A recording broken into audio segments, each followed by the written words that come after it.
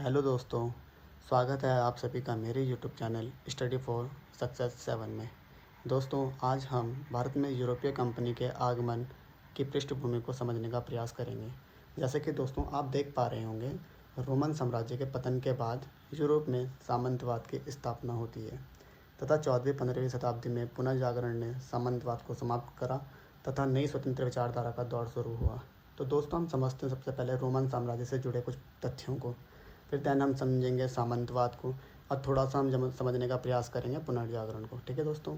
तो दोस्तों रोमन साम्राज्य, जो आपका ये रोमन साम्राज्य था दोस्तों, इसकी जो स्थापना होती है 27 BC में होती है। ठीक है। और इस रोमन साम्राज्य के जो आपके फाउंडर होते हैं, इनका नाम था अगस्टस सीजर। ओके। इस रोमन साम्राज्य बाद में दो हिस्सों में टूट जाता है। एक आपका वेस्टर्न रोम और दूसरा आपका ईस्टर्न रोम। जो आपका वेस्टर्न रोम होता है ना दोस्तों, इसकी कैपिटल जो होती है, इसकी कैपिटल होती है आपकी रोम। और ईस्टर्न जो रोम होता है, इसकी कैपिटल होती है आपकी कस्तूतुनिया। कस्तूतुनिया। ओके। इसी ईस्टर्न रोम में आपका जो कॉन्स्टेंटाइन फर्स्ट फाउंडर होता है इसका। ओके। इसे कॉन्स्टेंट फर्स्ट के परिवार का एक अन्य व्यक्ति, जिनका नाम होता है आपका कॉन्स्टेंटाइन 11। ठीक है। इनका संघर्ष होता है आपका किनसे, इनका संघर्ष या संघर्ष कह लें आप या युद्ध कह लें, इनका संघर्ष जो होता है आपके किससे, ऑटोमन साम्राज्य से। ऑटोमन साम्राज्य। ओके। यहाँ तक बात आपको समझ में आ रही है। ऑटोमन साम्राज्य के जो फाउंडर थे, उनका नाम था उस्मान प्रथम। ओके। उस्मान प्रथम इनका फाउंडर होते हैं। इनमें उस्मान प्रथम के परिवार के दूसरे व्यक्ति जो होते हैं, उनका नाम होता है आपका मोहम्मद द्वितीय। ठीक है। इस मोहम्मद द्वितीय जो मैंने आपको बताया, इनका संघर्ष होता है कॉन्स्टेंट 11 से। ठीक है। अब इनका संघर्ष क्या होता है कि 1453 में जो आपका कुस्तुतुनिया था, कुस्तुतुनिया, इस पर अधिकार हो जाता है आपका किनका, इन पर अधिकार हो जाता है आपका किसका, तुर्की का। ठीक है। अगर एक्स्ट्रा फैक्ट मैं आपको बताऊं तो तुर्की को कहा जाता है एशिया का प्रवेश द्वार। ओके। ठीक है। अब दोस्तों ये कुस्तुतुनिया है, इसका वर्तमान जो नाम है, इसका वर्तमान नाम इस्तानबुल के नाम से इसको जाना जाता है। दोस्तों अगर मैं आपको साइड में समझाने का प्रयास अगर करूं तो जैसे कि दोस्तों आप देखो, ये है आपका कुस्तुतुनिया। ठीक है। इस कुस्तुतुनिया के यहाँ पे एक नॉर्थ की साइड पे आपका एक सी पड़ता है जिसका नाम है ब्लैक सी। ठीक है। ब्लैक सी। ठीक है। और इस साइड अगर मैं देखूं कुस्तुतुनिया के साउथ की तरफ, तो एक सी है जिसका नाम है मरमरा सी, मरमरा सागर। इस ब्लैक सी और मरमरा सागर को जोड़ती है एक जल संधि। इस जल संधि का नाम है आपका बॉस्फोरस जल संधि। ठीक है। ये बॉस्फोरस जल संधि बेसिकली क्या करती है आपके, ये बॉस्फोरस जल संधि जो है आपको यूरोप को एशिया से अलग करती है। और ब्लैक सी और मरमरा सी को कौन जोड़ता है? तो आपकी ये बॉस्फोरस जल संधि जोड़ती है। यहाँ तक की बात आपको समझ में आई होगी। ठीक है दोस्तों, अब समझते हैं सामंतवाद को। देखो दोस्तों, सामंतवाद कोई बहुत बड़ी चीज़ नहीं है। सामंतवाद आपको समझना के लिए आपको क्या करना पड़ेगा, सामंतवाद व्यवस्था को मध्यस्थ वाली व्यवस्था भी कहते हैं। इसमें मध्यस्थों की भूमिका होती थी बहुत ज़रूरी। जैसे कि आप देख रहे हो कि इसमें सबसे ऊपर पहले जो होता था, इसमें राजा हुआ करता था। ठीक है, राजा के नीचे जो होता था जमींदार। ठीक है, और सबसे नीचे होता था आपका किसान। ठीक है, अब जमींदार जो वर्ग होता था, राजा क्या करता था, राजा के पास बहुत सारी भूमियाँ होती थी, भूमि लैंड। ठीक है, तो राजा क्या करता है, इन लैंड को समाज के जो प्रभावशाली लोग होते थे उन लोगों को दिया करता था। ठीक है, तो क्या होता है, ये जमींदार क्या करते थे, इन किसानों से राजस्व वसूली करते थे। ठीक है, और इस राजस्व वसूली किसको देते थे, राजा को देते थे। ठीक है, सामंतवादी व्यवस्था में। तो मैं आपको समझाता हूँ थोड़ा सा, अगर मैं समझा पाऊँ दोस्तों, समझाने का प्रयास करता हूँ आपको। एक आपका रेवेन्यू होता है, दूसरा आपका टैक्स होता है। रेवेन्यू को कहा जाता है राजस्व और टैक्स को कहा जाता है कर। देखो, माना कि हमने एक एक पेन खरीदा। ठीक है, ये 5 रुपये का। ओके, एक पेन 5 रुपये का हो गया। तो अगर मैं 5 पेन खरीदूँ तो कितने के हो जाएंगे, यानी 5 × 5 करना पड़ेगा, राइट। तो 5 यानी 25 Rs के हो जाएंगे।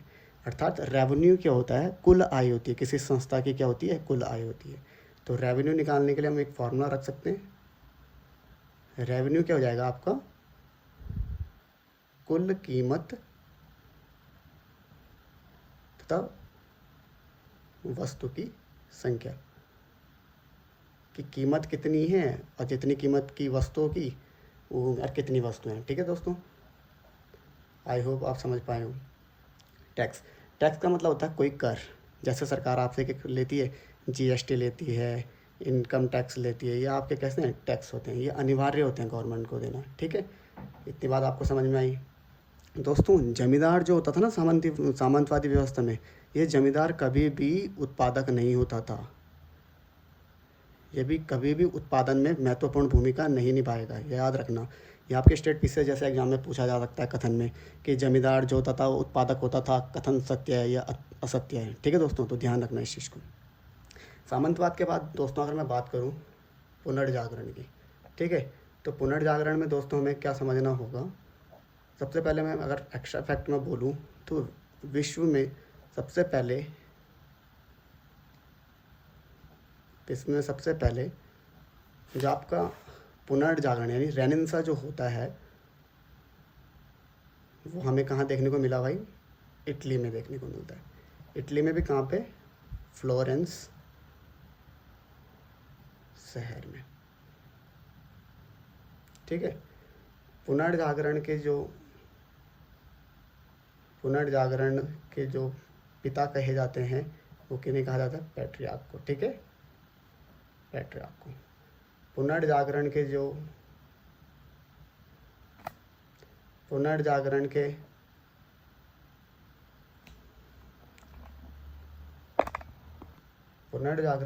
बच्चों आपके अग्रदूत, जो आपके पुनर्जागरण के अग्रदूत माने जाते हैं, वो माने जाते हैं आपके कौन, दांते। ठीक है, इन दांते ने एक काव्य लिखा था दोस्तों जिसका नाम क्या है, डिवाइन कॉमेडी। ये बहुत बार एग्जाम में पूछा जाने वाला है, अब पूछा जाता भी है। इस डिवाइन कॉमेडी की जो लैंग्वेज मानी जाती है वो कहा जाता है टस्कन लैंग्वेज में। ओके, तो पुनर्जागरण के बारे में आपको जो एक्स्ट्रा फैक्ट बताएं इसको ध्यान में रखिएगा। अब दोस्तों होता क्या है कि जब मैंने आपको बताया कि 1453 में कुस्तुतुनिया पर अधिकार हो गया किनका, तुर्की लोगों का, तो उस टाइम पे जो हमारे दो प्रमुख व्यापारिक मार्ग थे, दो प्रमुख व्यापारिक मार्ग जो हुआ करते थे, उनमें कौन कौन रहे होंगे आपके। पहला आपका है रेड सी, जिसे लाल सागर कहते हैं, और दूसरा हमारा कौन सा था, फारस की खाड़ी। इन दोनों मार्ग पे जो कंट्रोल जो देखने को मिलता है हमें, कंट्रोल किनका हो जाता है, तुर्की का। तुर्की का जब नियंत्रण हो जाता है दोस्तों, तो हम समझते हैं थोड़ा रेड सी की लोकेशन को, ठीक है। अब देखो दोस्तों, ये व्यापारिक मार्ग कैसे कैसे हुआ करता था, ये समझ लीजिएगा आप, ये और ये, ठीक है। ये हो गया आपका अफ्रीका और ये हो गया आपका एशिया, ठीक है। इतनी बात आपको समझ में आ रही है। और यहाँ पे दोस्तों जो था, इसको कहा जाता है, इस वाली जगह को आपका गल्फ ऑफ अकाबा, क्या कहा जाता है, गल्फ ऑफ अकाबा। और इसे गल्फ ऑफ अकाबा के नज़दीक से दोस्तों, ये जो आपको दिखाई दे रहा है, इसको कहा जाता है स्वेज कैनाल, ठीक है, स्वेज कैनाल, ठीक है। अब इसी स्वेज कैनाल के रास्ते रास्ते होते हुए आगे जाते थे, तो ये यहाँ पे जो था आपका, इसको कहा जाता है भूमध्य सागर, भूमध्य सागर। इसी भूमध्य सागर से होते हुए हम कहाँ जाते थे, एंटर करते थे यूरोप में, ओके। और ये यहाँ पे दोस्तों जो भी आपको दिखाई दे रहा है, ये पूरा एरिया जो था, ये पूरा एरिया जो आपको दिखाया मैंने भी समझाने का प्रयास किया, इसे कहा जाता था रेड सी, ओके। इस रेड सी को रेड सी इसलिए कहते हैं क्योंकि इसका पानी लाल होता है। ये लाल होने के पीछे रीज़न क्या है दोस्तों, इसमें इसमें जो आपका जो साइनो बैक्टीरिया होता है, जिसका नाम है, साइनो बैक्टीरिया का नाम लिख लीजिए आप, ट्राइकोसेडियम, ट्राइकोसेडियम इरिथियम, इरिथियम। इसमें क्या होता है, आपका साइनो बैक्टीरिया होता है, जिस वजह से इसका रंग कैसे दिखाई देता है आपको, रेडिश ग्रीन कलर का दिखाई देता है, ओके। यहाँ पे दोस्तों आपके गल्फ ऑफ एडन पड़ता है। आप मैप में खोजने का प्रयास कीजिए, आपको चीज़ें लंबे समय तक याद रहेंगी। इस गल्फ ऑफ एडन पड़ता है, ठीक है। अब दोस्तों इतनी बात आपको समझ में आ चुकी है, ठीक है। यहाँ पे एक जल संधि पड़ती है दोस्तों, इस रेड सी को, इस जल संधि का जो नाम है, इसको कहा जाता है बाब अल मंडेव, बाब अल मंडेव स्ट्रेट, ओके। ये बाब अल मंडेव स्ट्रेट क्या करता है, ये Red Sea plus Gulf of Aden, Gulf of Aden plus Indian Ocean को जोड़ता है, ठीक है। इतनी बात आप लोगों को याद रहेगी, ठीक है दोस्तों। अब दूसरी बात कर लेते हैं फारस की खाड़ी की, जो व्यापारिक मार्ग था, फारस की खाड़ी। इस फारस की खाड़ी से दुनिया का 20% लगभग 20% लगभग ऑयल, नेचुरल गैसेस जाती थी, ठीक है। ये फारस की खाड़ी चर्चाओं में भी रही है आजकल हाल ही में, ठीक है। इस फारस की खाड़ी से हम दोस्तों क्या याद रख सकते हैं, ये फारस की जो खाड़ी है, ये कनेक्ट करती है आपकी, ये फारस की खाड़ी है, कनेक्ट करती है किसको, ईरान और ओमान को। और इसमें दोस्तों फारस की खाड़ी प्लस ओमान की खाड़ी को जोड़ता है कौन, आपका हारमुज जल संधि, ठीक है दोस्तों। तो जब 1453 में लाल सागर और फारस की खाड़ी जैसे व्यापारिक मार्ग तुर्कियों ने अपने नियंत्रण में ले लिए, तो व्यापारिक मार्ग अवरुद्ध हो गए। अब क्या हुआ, नए समुद्री मार्ग खोजे जाने लगे। इसका सबसे पहला जो प्रयास होता है समुद्री मार्ग खोजने का, वो होता है 1487 में। 1487 में पुर्तगाल से एक व्यक्ति जिनका नाम है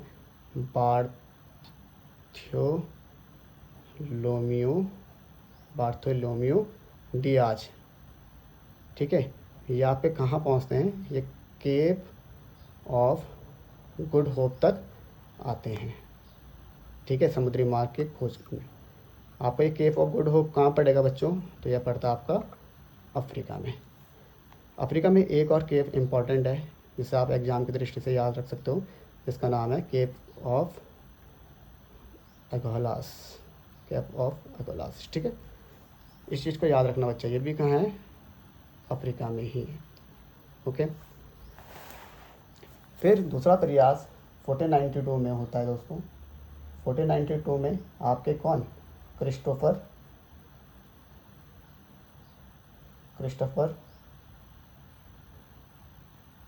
कोलंबस। ये क्रिस्टोफर कोलंबस आपके कहाँ से, स्पेन से आते हैं दोस्तों। ठीक है, समुद्री यात्रा करते हैं और समुद्री रास्तों को खोजने के क्रम में इस क्रिस्टोफर कोलंबस को जो भेजा था समुद्री यात्रा के लिए, इन्हें भेजा था स्पेन का किंग ने। स्पेन का किंग कौन है इस टाइम पे, इनका नाम है फर्डिनेंड। और क्वीन कौन थी, क्वीन इसाबेल बोलते हैं इसको। ठीक है, ये क्वीन इसाबेल ने इसको भेजा। पर ये क्या करते हैं, ये अटलांटिक ओशन की तरफ आते हैं, अटलांटिक ओशन के पश्चिम की दिशा की तरफ बढ़ते हैं और इनकी नज़रों में कहाँ जाते हैं, ये अमेरिका पहुँच जाते हैं। तो दोस्तों आपसे पूछा जाएगा कि अमेरिका की खोज किसने करी है, तो अमेरिका की खोज आपकी किसने करी है, अमेरिका की खोज आपकी कोलंबस ने करी है। ठीक है,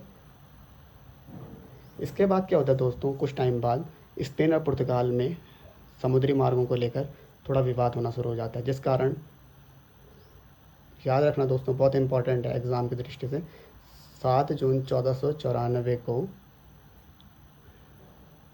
ट्रीटी ऑफ टॉर्डेसिल्स साइन होती है, हस्ताक्षरित होती है। किस किस के बीच में दोस्तों, स्पेन और पुर्तगाल के बीच में। ये ट्रीटी कहाँ पे, ये अटलांटिक ओशन है दोस्तों। इस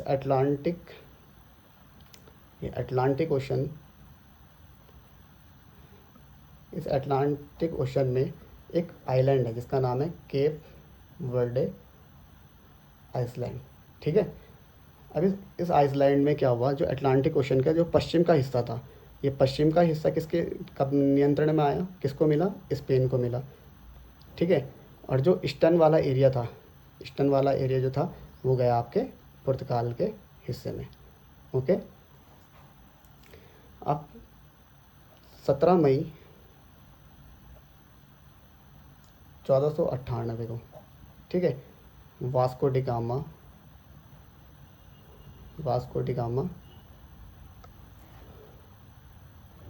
भारत आया। ठीक है, ये भारत जब आता है तो सबसे पहले पहुंचता है मोजाम्बिक। ठीक है, मोजाम्बिक। ये मोजाम्बिक कहाँ है, ये मोजाम्बिक पूर्वी अफ्रीका का देश है, आपको ये याद पता होना चाहिए। ठीक है, मोजाम्बिक पूर्वी अफ्रीका का देश है। मोजाम्बिक की अगर मैं कैपिटल की बात करूं तो मोजाम्बिक की कैपिटल है आपकी मोपुतो आपकी मोजाम्बिक की कैपिटल है। और यहाँ पे ऑफिशियल जो लैंग्वेज है मोजाम्बिक में, ऑफिशियल लैंग्वेज जो मोजाम्बिक की है वो है पुर्तगाली। ओके, तो जब वास्को डी गामा भारत आता है तो ये मोजाम्बिक पहुँचता है। मोजाम्बिक पहुँचने के बाद एक कालीकट पहुँचता है। ठीक है, कालीकट, तो यहाँ पे कालीकट में जब पहुँचता है तो इसको उससे पहले जो हेल्प करी इसकी, कालीकट को एक एक्स्ट्रा फैक्ट मैं बताऊँ आपको, तो कालीकट को कहा जाता है मसालों का शहर। ठीक है, अब वास्को डी गामा की भारत यात्रा में पूछता है एग्ज़ाम में किसने मदद करी थी, तो मदद करी थी आपकी गुजरात के अब्दुल मजीद ने। ओके, फिर दूसरे व्यक्ति जो आते हैं 1503 में। ठीक है, 1503 में पेड्रो अल्वरेज ये लैटिन अमेरिका से आते हैं। ठीक है, भारत। दोस्तों कहा जाता है जब वास्को डी गामा पहली बार भारत आए थे तो भारत आकर जब अपनी देश की राजधानी यानी पुर्तगाल के थे, तो पुर्तगाल की राजधानी अगर पूछेगा आपसे दोस्तों, पुर्तगाल की राजधानी क्या है बच्चों, पुर्तगाल की राजधानी आपकी है लिस्बन। ये लिस्बन कहाँ पे है, ये तेगस नदी के किनारे है। ठीक है, तो कहा जाता है कि जब वास्को डी गामा भारत से अपने देश गए तो इन्होंने अपनी यात्रा का कुल कितना लाभ इनका पूछ लेता है एग्ज़ाम में, तो लाभ 62 गुना देखो दोस्तों कितना ज़्यादा लाभ इनको हुआ था, अपना यात्रा का 62 गुना लाभ अर्जित किया है इन्होंने, ठीक है, वास्को डी गामा ने। फिर 1503 में वास्को डी गामा फिर से भारत आते हैं, पुनः भारत आए, वास्को डी गामा, ठीक है। और यहीं से भारत में उपनिवेशवाद का आधार बना। उपनिवेशवाद किसको कहते हैं दोस्तों? जब कोई शक्तिशाली राष्ट्र किसी कमज़ोर राष्ट्र की राजनीतिक, सांस्कृतिक, सामाजिक इकाइयों पर क्या कर लेता है दोस्तों, अपना पूर्णतः नियंत्रण स्थापित कर लेता है। जैसे कि हम ब्रिटेन और इंडिया, ठीक है। तो इंडिया ब्रिटेन का किसी समय पर उपनिवेश था। इंडिया 1947 में आज़ाद होता है ना। उससे पहले हम किसके अधीन थे? ब्रिटेन के अधीन थे। ओके, इतनी बात आपको समझ में आई होगी। तो दोस्तों आप समझते हैं कि यूरोपियों के भारत आने के क्या कारण रहे होंगे, भारत आने के क्या कारण हो सकते हैं, ठीक है। तो पहला कारण अगर मैं बोलूँ, जलवायु अनुकूल थी दोस्तों, जलवायु अनुकूल। ओके, तो जलवायु अनुकूल कैसे थी? यूरोप के बाज़ार की आवश्यकताओं की पूर्ति भारतीय कच्चे माल के रूप में थी, क्योंकि भारत में जो मसाले मिलते थे वो यूरोप में उनकी बहुत मांग थी, इसलिए यूरोपीय भारत आने के लिए आकर्षित हुए। दूसरा, भारत की प्रायद्वीपीय स्थिति, क्योंकि भारत की प्रायद्वीपीय स्थिति समुद्री मार्ग से आने में कोई रुकावट नहीं थी। अब देखो प्रायद्वीप किसको कहते हैं दोस्तों, ठीक है। यह आपका इस तरफ है अरेबियन सी, ओके, नीचे आपका इंडियन सी, इधर आपका बे ऑफ बंगाल, ठीक है। तो दोस्तों प्रायद्वीप किसको कहेंगे? प्रायद्वीप कहा जाता है किसी भी भूमि का वह हिस्सा जो 3 ओर से समुद्र से घिरा हो। देखो अरेबियन सी से भी घिरा हुआ है, बे ऑफ बंगाल से भी और इंडियन ओशन से। तो प्रायद्वीप किसको कहेंगे दोस्तों? किसी भी भूमि का वह हिस्सा जो 3 तरफ से पानी से या जल से घिरा हो, प्रायद्वीप कहलाता है। आप लोग मुझको कमेंट करके बताना दोस्तों, प्रायद्वीप भारत की सबसे बड़ी नदी कौन सी है, ठीक है। तीसरा कारण अगर दोस्तों मैं बोलूँ, भारतीय राजाओं का समर्थन, भारतीयों राजाओं का समर्थन। जैसे पुर्तगाल को विजयनगर साम्राज्य ने समर्थन दिया, ओके। ब्रिटेन को मुगलों ने दिया, फ्रांस को मैसूर ने दिया, ठीक है दोस्तों। इतनी बात आपको समझ में आई। भारत में कंपनियों के आगमन के क्रम की अगर मैं बात करूं दोस्तों, सबसे पहले भारत में पुर्तगाल लोग आए, पुर्तगाल के बाद भारत में डच आते हैं, डच के बाद ईस्ट इंडिया कंपनी भारत में एंटर करी। ईस्ट इंडिया कंपनी के बाद बच्चों भारत में डेनिश कंपनी आती है, और सबसे लास्ट में जो कंपनी आती है वो आती है फ्रांस। आप मुझको कमेंट करके बताना भारत में सबसे पहले आने वाली कंपनी कौन सी थी और सबसे बाद में जाने वाली कंपनी कौन सी थी। दोस्तों अगर वीडियो पसंद आई हो तो दोस्तों वीडियो को लाइक कीजिए, सब्सक्राइब कीजिए। धन्यवाद।